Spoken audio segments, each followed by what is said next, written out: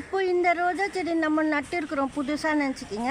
அப்போ நம்ம நல்லா வளரணும், ரோஸ் பிளான்ட்டு லீஃப் நிறைய இருக்கணும், ரோஸ் பிளான்ட்டில் பிரான்ச்சஸ் அதிகமாக இருக்கணும்னா நீங்கள் இப்போ நான் கொடுக்குற ஃபெர்டிலைசர் லிக்விட் ஃபெர்டிலைசர் கொடுங்க.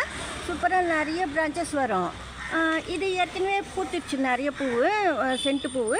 இது இன்றைக்கி பூத்துது, எவ்வளோ நல்லாயிருக்கு பாருங்கள். எல்லோ கலர் தொட்டியில் வச்சுருந்து காமிச்சிருந்தேன், மாம்பழம் எல்லோன்னு சொல்லிட்டு. அந்த பிளான்ட்டு தான் இது. இப்போ நிறைய மொட்டு வச்சுருக்கு. இப்போ 2 மொட்டு இருக்குது, இங்கே ஒன்று 2 மொட்டு இருக்குது. இந்த பக்கம் ஒரு மொட்டு பூக்குது. நீங்கள் ஒரு 2 மொட்டும் கட் பண்ணிக்கலாம், அப்போ தான் நிறைய தளிர் வரும். இந்த மொட்டு கட் பண்ணால் அந்த சைடு மொட்டு கட் பண்ணிடணும். அதாவது இந்த பூ பூக்க வச்சிடலாம். எதுக்காக நம்ம அது போல் மொட்டெல்லாம் கட் பண்ணிடணும், நிறைய பிரான்ச்சஸ் வரும், அதுக்காக சொல்கிறேன். கொஞ்ச நாள் கழிச்சு, அதாவது ஒரு 6 மந்த்தாவது நீங்கள் செடி கட் பண்ணிக்கிட்டே இருக்கணும், அப்போ தான் நல்லது. அதிகமாக பூக்க விடாமல் சொல்கிறேன். 1-2 பூ பூக்க வச்சுட்டு நீங்கள் மொட்டெல்லாம் கட் பண்ணிவிடுங்க. பட்ஸ் எல்லாம் கட் பண்ணால் தான் நல்ல பிரான்ச்சஸ் கிடைக்கும் நம்மளுக்கு பிளான்ட்டில்.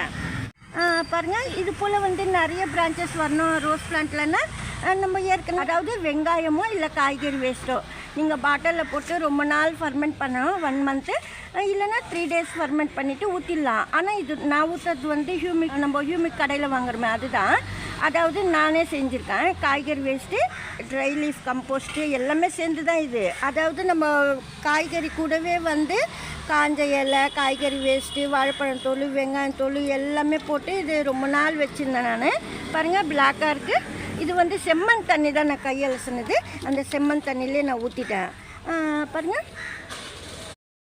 கோகோ பீட்டில் நடுறீங்க.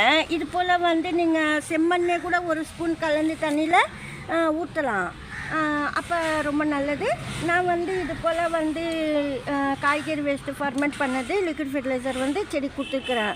நம்மளே ரெடி பண்ணதாக இருந்தாலும் கடையில் வாங்கினதா இருந்தாலும் 1 லிட்டருக்கு 10 ml 5 ml சேர்த்துக்கலாம். ஆனால் சின்ன செடி இதெல்லாம், அதனால நீங்கள் 1 லிட்டருக்கு 5 ml கலந்துட்டு கொஞ்சம் கொஞ்சமாக ஒவ்வொரு கிளாஸ் 1/2 கிளாஸ் சின்ன சின்ன ரோஸ் செடிக்கெல்லாம் ஊற்றலாம். நிறைய பிரான்ச்சஸ் வரும்.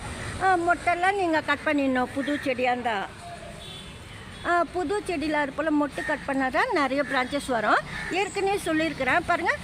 இப்போ இங்கெல்லாம் தளிர் இல்லை, மீன் அமிலம் ஸ்ப்ரே பண்ண சொல்லியிருக்கேன். இல்லைன்னா இது போல் நம்ம காய்கறி வேஸ்ட்டு ஃபர்மெண்ட் பண்ணிவிட்டு இது போல் சாயில்குள்ளே ஊற்றினாலும் இல்லாத, அதாவது பிரான்ச்சஸில் தளிர் இல்லாத இடத்துலேருந்து உங்களுக்கு தளிர் வரும். அதுக்கு சொல்கிறேன். எல்லா செடிக்கும் நம்ம ரோஸ் செடிக்கு ஸ்ப்ரே பண்ணலாம், மீன் அமிலம் ஸ்ப்ரே பண்ணலாம். இல்லைன்னா இந்த ஹியூமிக்கை கூட ஸ்ப்ரே பண்ணலாம். நான் ஹியூமிக் நம்ம செஞ்சது தண்ணி பாட்டுக்குள்ளே ஊற்றிட்டேன். நீங்கள் மேலுக்கு கூட ஸ்ப்ரே பண்ணிக்கலாம். இப்போ ரோஜா பூ மலர போகுது. இந்த சமயத்தில் 3 டேஸ் ஃபர்மெண்ட் பண்ண ரைஸ் வாட்டர் கொடுங்க.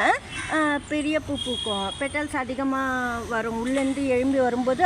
இது போல் ரோஜா பூ பாதி விரிஞ்சிருக்கு. நீங்கள் மொட்டு கலர் தெரியும் போது ரைஸ் வாட்டர் நல்லா 3 டேஸ் ஃபர்மெண்ட் பண்ணிவிட்டு பிளான்ட்டுக்கு ஊற்றலாம். இது அதிகமாக பெட்டல்ஸ் கிடைக்கும், பெரிய அடுக்கு பூ பூக்கும். இது போல் நீங்கள் லிக்விட் ஃபெர்டிலைசர் ரெடி பண்ணிவிட்டு ரோஸ் பிளான்ட்டுக்கு ஊற்றுனீங்கன்னா நிறைய பிரான்ச்சஸ் கிடைக்கும். இந்த வீடியோ அவ்வளோதான். பிடிச்சிருந்தா லைக் பண்ணுங்கள். நன்றி, தேங்க்யூ.